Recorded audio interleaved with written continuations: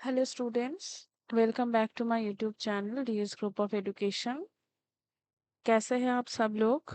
I hope all you are doing well. Students, आपको पता ही है कि जो यूजीसी नेट है यानी एनटीए ने जो हर एक एग्ज़ाम का आंसर की ऑलरेडी रिलीज़ कर दिया है। तो हम ये एक्सपेक्टेशन लगा सकते हैं कि नियर अबाउट नेक्स्ट वीक तक जो है वो रिज़ल्ट पब्लिश हो जाए। ओके, और हमें ये भी पता है कि जो दिसंबर वाला एग्ज़ाम है वो बहुत ही नज़दीक है, हमारे पास टाइम कम है। एंड इसीलिए मैंने जो है आपका जून का जो पेपर है पूरा सॉल्व करवाना स्टार्ट किया था। एंड वो जो ऑलरेडी 125 नंबर क्वेश्चन तक वो हो गया था। तो आज हम लोग पेपर 2 होम साइंस में जो 126 नंबर क्वेश्चंस है वहाँ से स्टार्ट करेंगे एंड बाकी कंप्लीट करेंगे। तो student, let's just start today's class. अगर आप मेरे चैनल पर फर्स्ट टाइम हो एंड अगर अभी तक आपने जो बाकी वीडियोस हैं पीवाईक्यूज के यानी स्पेशली जून के पीवाईस के अगर नहीं देखे हैं तो ज़रूर से जाके देख लीजिए। एंड जो नया वीडियो है या टॉपिक वीडियोस है वो भी आप देख सकते हैं। अगर आपने चैनल को अभी तक सब्सक्राइब नहीं किया है तो ज़रूर से सब्सक्राइब कर दीजिए एंड वीडियो को लाइक कर दीजिए, शेयर कर दीजिए। So let's just start student today's class. Question number 126. यहाँ पे कहा गया है कि which of the following is not the part of components of investment portfolio? ध्यान दीजिएगा, यहाँ पे कहा गया है not. Which of the following is not the part of components of investment portfolio? So right answer क्या होगा?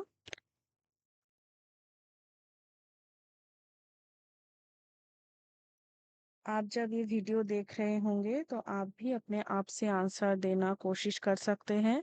जो लोग एकदम नए हैं दिसंबर एग्ज़ाम के लिए एंड जिन्होंने ऑलरेडी जून का एग्ज़ाम दिया है वो भी अटेम्प्ट कर सकते हो। एंड जब भी आप क्वेश्चन का आंसर लगाओगे तो कोशिश कीजिएगा जो क्वेश्चन का नंबर है उसे लिखकर आंसर कीजिए। आप कमेंट में भी आंसर दे सकते हैं, कोई प्रॉब्लम नहीं है। एंड आप ये चेक करते रहिएगा कि आपके कितने करेक्ट आंसर हो रहे हैं। तो क्वेश्चन नंबर 126 का जो राइट आंसर है वो क्या होगा? वो होगा फिनेंशियल इन्वेस्टमेंट।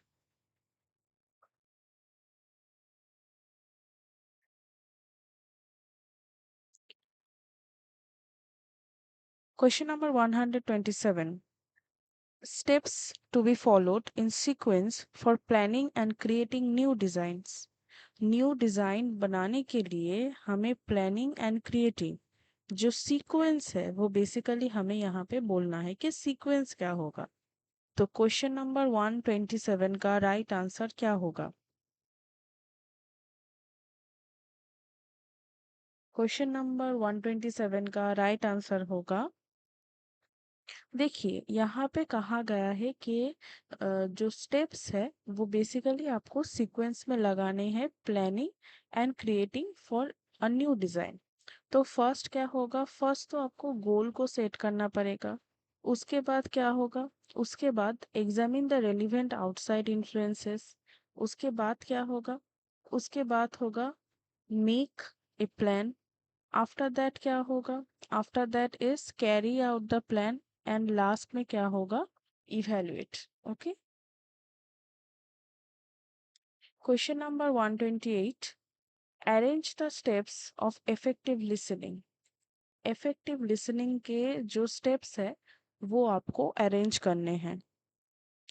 तो क्वेश्चन नंबर 128 का राइट आंसर क्या होगा?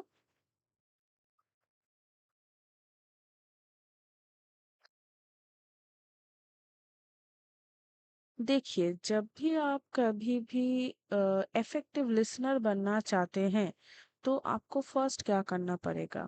आपको establish eye contact and observe the body language of the speaker. Okay, next क्या होगा? नेक्स्ट होगा be open minded and create a mental picture of what the speaker is saying. उसके बाद क्या होगा? Don't respond in hasty, be patient and wait for your turn. यानी मुझे बोलना है करके एकदम मिडिल में से आप कुछ नहीं बोलेंगे। जब जो बात कर रहे हैं उनका बात जब खत्म होगा आप तब अपना जो ओपिनियन है वो देंगे। उसके बाद क्या होगा, don't ask question to grab attention, empathize with the speaker. यानी आप जो बात कर रहा है आपके सामने उसके सामने खुद को बहुत ही स्मार्ट प्रिटेंड करने के लिए कोई भी एक रैंडम सा अगर क्वेश्चन आप पूछ लो तो वो ठीक नहीं होगा, ठीक है। So you don't need to ask any question, empathize with the speaker. And last में क्या होगा, लास्ट में होगा give genuine feedback both verbal and non verbal. आप वर्बल फीडबैक भी दे सकते हो, आप नॉन वर्बल फीडबैक भी दे सकते हो।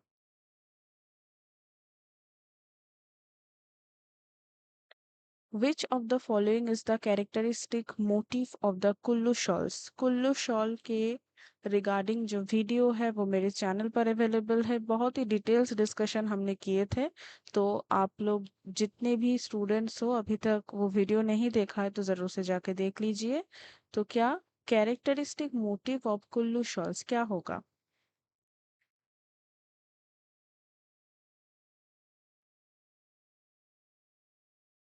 बेसिकली स्वास्तिका, यानी स्वास्तिक साइन जो होता है।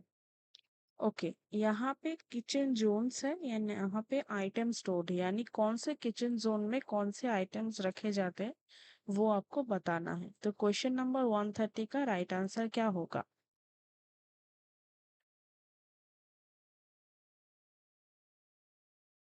क्वेश्चन नंबर 130 का राइट आंसर क्या होगा? बेसिकली जो कंज्यूमेबल जोन है वो क्या है, जो कंज्यूमेबल जोन है वो क्या है, वो अगर हम देखें तो वो होगा spices, sugar, T, coffee, oil. यानी जो भी हम कंज्यूम करते हैं उस रिलेटेड आपको सोचना है।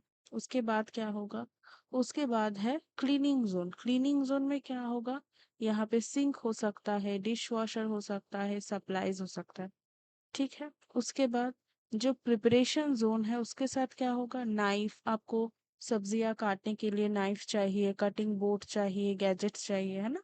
एंड लास्ट में क्या है, कुकिंग जोन। कुकिंग जोन के साथ होगा pots, Leeds and other utensils.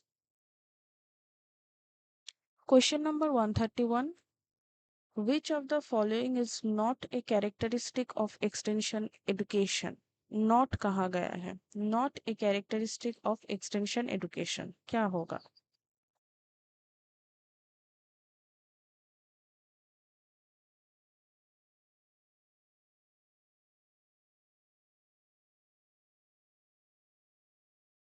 Fixed curriculum, क्योंकि हमें पता है बेसिकली जो एक्सटेंशन एजुकेशन है वो फॉर्मल में नहीं आता है, बट फॉर्मल में क्या हो आता है, फॉर्मल में फिक्स्ड करिकुलम आता है।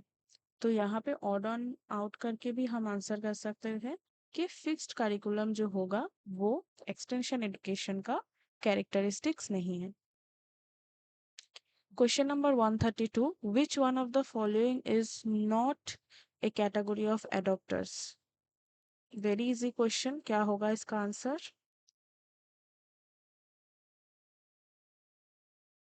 देखिए, early adopters, early majority, late majority both are adopters के टाइप है, बट जो अर्ली सजेस्टर्स है वो टाइप नहीं है। तो option 1 is the correct answer. Question number 133, the first step in extension teaching is, extension teaching का फर्स्ट स्टेप क्या है?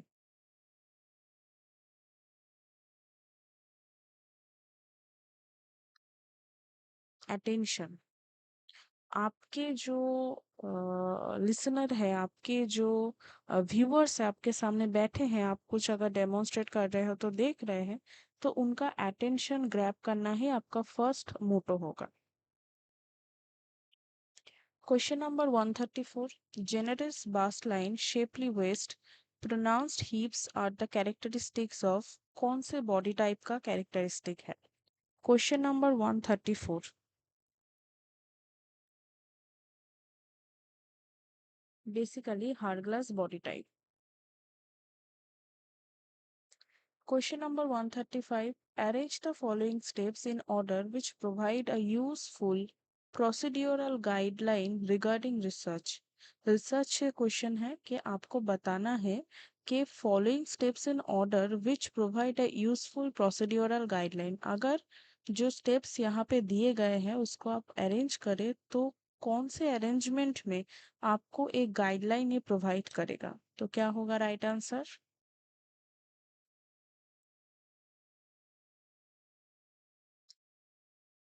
देखिए फर्स्ट क्या होगा, लिटरेचर सर्वे। उसके बाद क्या होगा, formulating the research problem, then analysis data, then collecting data and last में होगा interpretation.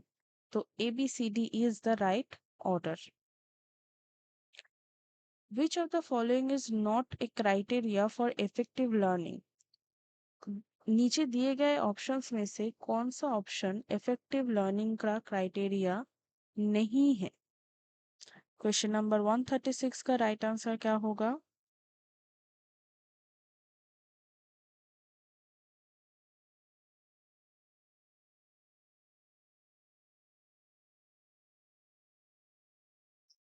Learning should be general in nature. No, this is not a criteria for effective learning.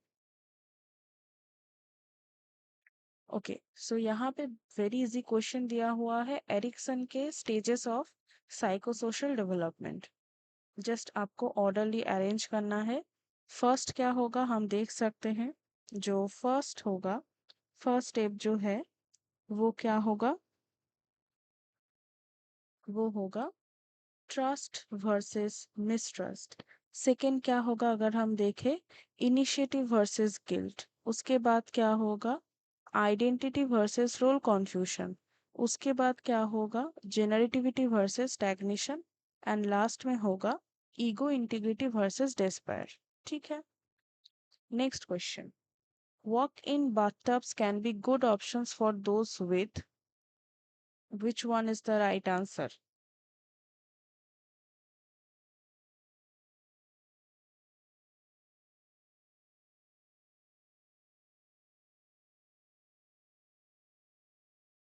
जिनके पास लिमिटेड मोबिलिटी होते हैं, यानी वो जो लोग अपना जो बॉडी पार्ट्स है उसको कम मूव कर सकते हैं, उनके लिए ये इजी होगा या गुड ऑप्शन होगा। Question number 139। Fabrics prepared by two layers of fabrics combined, keyword combined onto one fabric with foam, क्या कहा जाता है?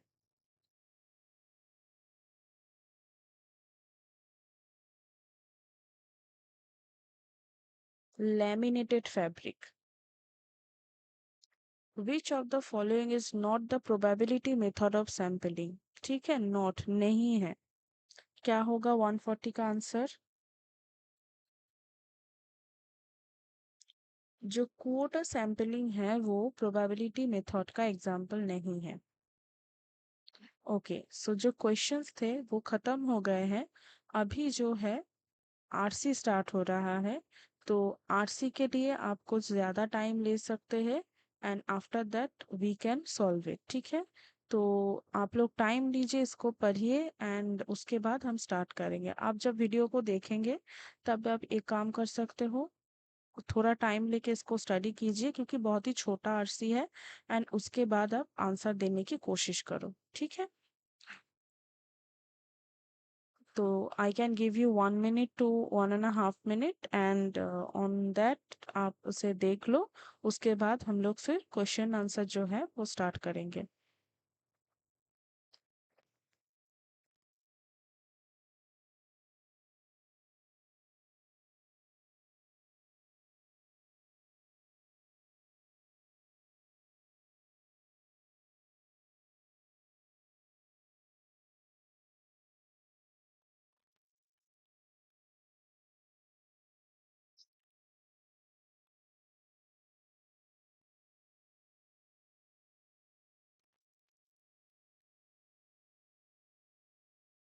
देखिए जब भी आरसी को आप पढ़िएगा एक चीज ध्यान में रखिएगा कि वो कहना क्या चाहता है।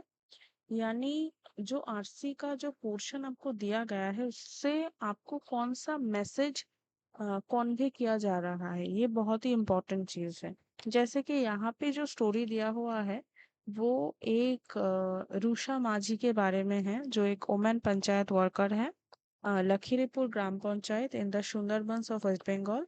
She showcased the success of women empower in rural development in the 1980s. Rusha chose to be a panchayat functionary as she knew it was the right forum to plan programs for women, address their needs, and have them believe in taking hold on their lives. Earlier, women in the Sundarbans had to depend entirely on the earnings of their men, most of the whom were engaged in fishing or collecting honey from the wild. The panchayat samitis in early 90s introduced schemes like DWCRA, TRYSEM, ICDS in the region. This led to the participation of women, especially the neo-literate and illiterate women, in entrepreneurial programs. Change was also apparent in the growth of social awareness about the women's rights. Women came forward to fight their own battles regarding wife beating, dowry, desertion, and bigamy. Often, husbands did not agree with wives becoming self sufficient. However, the women did not give up on their dream of self empowerment. Okay, it's a very influential story. The first question कहा गया है कि which development program was not introduced in the Sundarbans? हम देख सकते हैं DWCRA है, TRYACM है, ICDS है, पर सुकन्या समृद्धि योजना जो है वो नहीं है।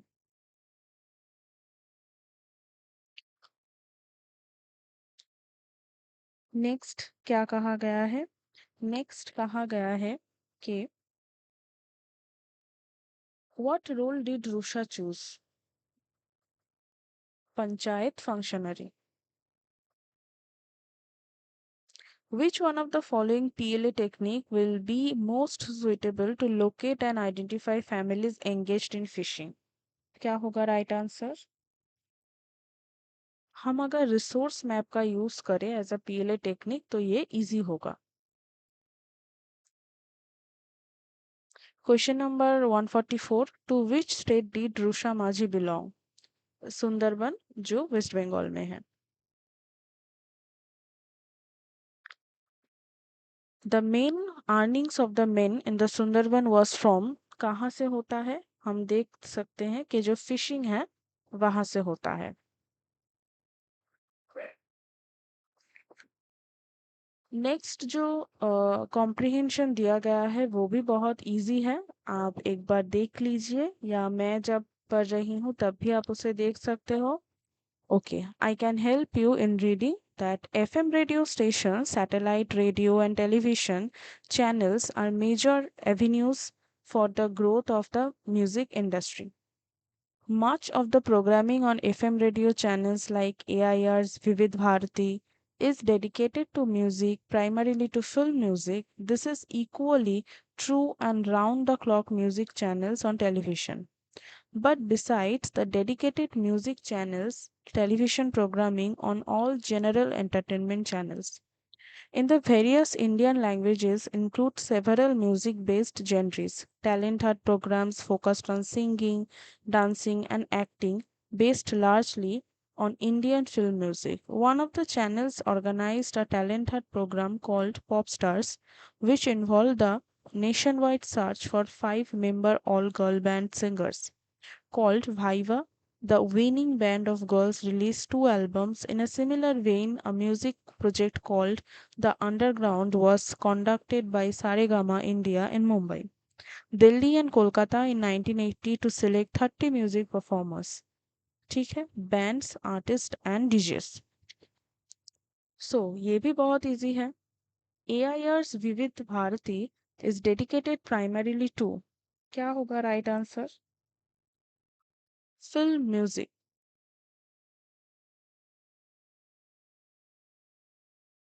In which one of the following cities Saregama Production did not introduce a music project? Did not.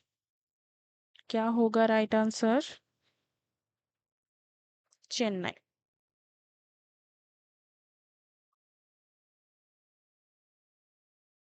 Which of the following is not a music based brand? Not कहा गया है, क्या होगा? हमें पता है shark tank. The full form of GEC, the full form of GEC क्या है?